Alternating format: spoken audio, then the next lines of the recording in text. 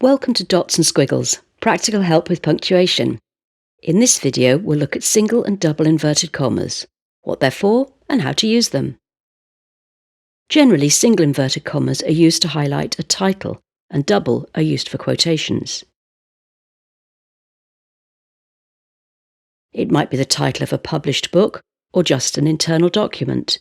You can use italics if you prefer.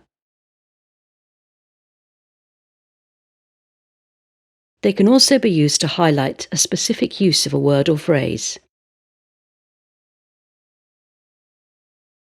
They indicate a word has been taken from another document, but not in the same way as a quotation.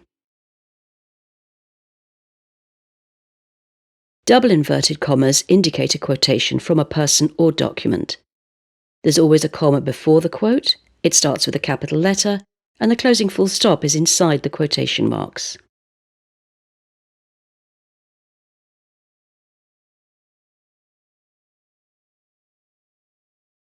If the sentence continues after the quotation, a comma is used before the final mark.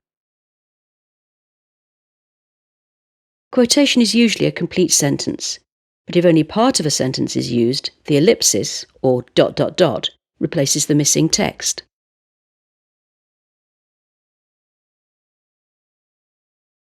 If you need to explain a term in a quote, put it in square brackets.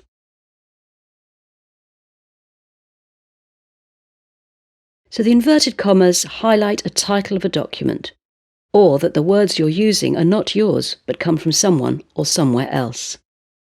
Check out the other short videos for help with all the punctuation marks. You're welcome to share this on any social media platform.